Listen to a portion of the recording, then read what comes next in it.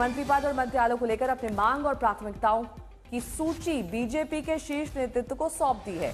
BJP नेतृत्व की ओर से सहयोगियों को आश्वस्त किया गया है कि मंत्रिमंडल में उनकी हिस्सेदारी जीत की अनुपातिक सीटों के आधार पर सुनिश्चित की जाएगी।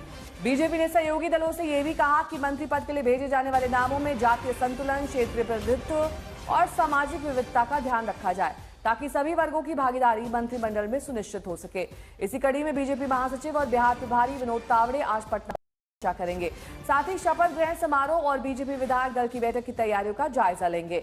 बीजेपी विधायक दल की बैठक 19 नवंबर को होनी है। बिहार बीजेपी के अध्यक्ष दिलीप जायसवाल ने कहा कि इस बैठक में नीतीश कुमार के नाम पर औपचारिक मोहर लग जाएगी।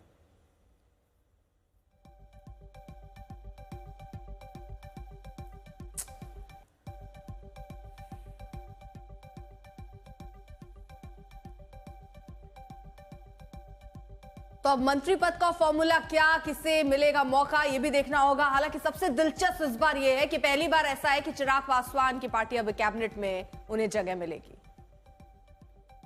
कब आप लोग बीजेपी विधानमंडल दल की बैठक कर रहे हैं? कल 10 बजे दिन में अटल सभागार भारतीय जनता पार्टी के कार्यालय में भारतीय जनता पार्टी विधायक दल की बैठक है, जिसमें सभी सांसद, राज्यसभा, लोकसभा, सभी विधायक, नवनिर्वाचित विधायक और सभी विधान पार्षद उसमें रहेंगे और सबके सहमति से कल जो है विधायक दल के नेता का चयन किया जाएगा। उसके पहले पर्यवेक्षकों की भी नियुक्ति होती है, आज संभावना है? आज शाम तक जो है पर्यवेक्षक की नियुक्ति हो जाएगी और कल तक जो है सुबह तक पर्यवेक्षक आ जाएंगे। उसके बाद ही एनडीए विधानमंडल दल की बैठक होगी। फिर उसी के बाद तुरंत जो है फिर एनडीए विधानमंडल दल की बैठक निर्धारित होगा और उसमें जो है फिर हम लोग विधिवत नेता का चयन कर लेंगे। मतलब नीतीश कुमार ही विधिवत, वही तो इसलिए मैंने विधिवत, मतलब नीतीश कुमार जी पर कोई संदेह तो अब नहीं है? उन्हीं को होना है, इसलिए तो खाली विधिवत करना है। मतलब नीतीश जी की चयन की औपचारिकता आप लोग पूरी औपचारिकता पूरी।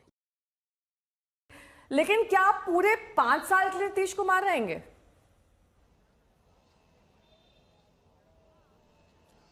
नया, देखिए, आप भविष्य का सवाल पूछ रही हैं और वो भी वो भविष्य जो 5 साल का है। फिलहाल हम नज़दीक में जो होना है उसकी चर्चा कर सकते हैं या जो प्रक्रिया है उसके बारे में बता सकते हैं। ये सबको मालूम है कि नीतीश कुमार ही बिहार के मुख्यमंत्री के तौर पे एक बार फिर से शपथ लेंगे। 10वीं बार वो बिहार के मुख्यमंत्री पद की शपथ लेंगे और दिलीप जायसवाल जो कह रहे हैं कि केंद्रीय नेतृत्व और बाकी जो औपचारिकताएं होती हैं नेता के चयन की, वो तमाम औपचारिकताएं पूरी की जाएंगी। हालांकि जब मैं उनसे बातचीत कर रहा था थोड़ी देर पहले तो कल सुबह 10 बजे विधानमंडल दल बीजेपी की बैठक के बारे में जानकारी थी, लेकिन अब उसमें हो सकता है थोड़ा बदलाव हो।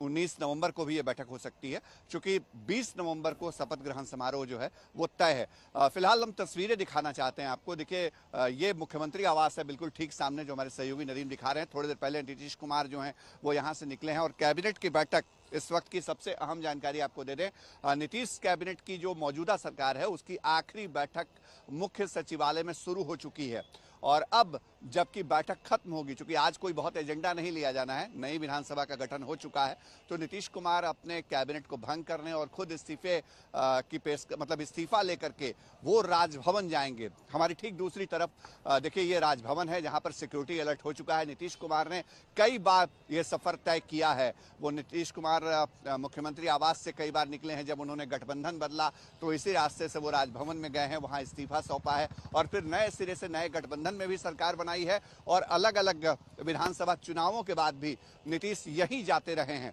तो आज भी थोड़ी देर में वही तस्वीर देखने को मिलेगी। नीतीश कुमार जब मुख्य सचिवालय से निकलेंगे, मुख्यमंत्री सचिवालय भी जिसको बोलते हैं, तो यहीं आएंगे और यहां आकर के वो राज्यपाल जो हैं बिहार के, आरिफ मोहम्मद खान, उनको अपना इस्तीफा सौंपेंगे और उसके बाद जो प्रक्रिया है वो शुरू होगी विधानमंडल दल की बैठकों का। पहले बीजेपी, जेडीयू और उसके बाद संयुक्त एनडीए विधानमंडल दल की बैठक होगी, जिसमें नीतीश कुमार को नेता चुनने की। ठीक है शशि भूषण, रोक